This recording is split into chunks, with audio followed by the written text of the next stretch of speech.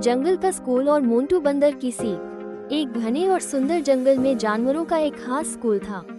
इस स्कूल में हर जानवर अपनी अपनी खासियत सीखने आता था। कोई तेज दौड़ना सीखता, कोई तैरना, कोई बातचीत का तरीका, तो कोई मिलजुल कर रहना। इसी स्कूल में एक शरारती बंदर भी पढ़ता था जिसका नाम मोंटू था।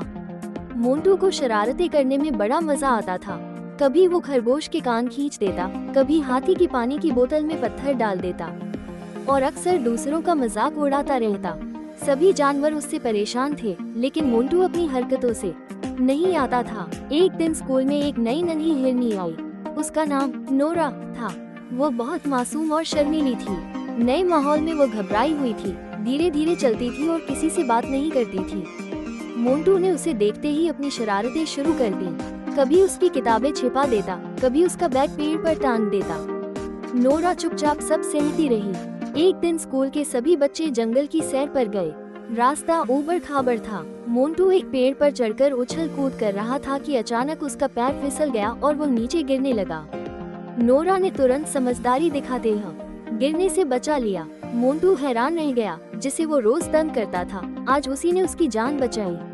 उस दिन के बाद मोंटू की सोच बदल गई। उसे समझ में आ गया कि दूसरों का मजाक उड़ाने से दिल नहीं जीते जाते, बल्कि इज्जत और मदद से ही सच्ची दोस्ती होती है।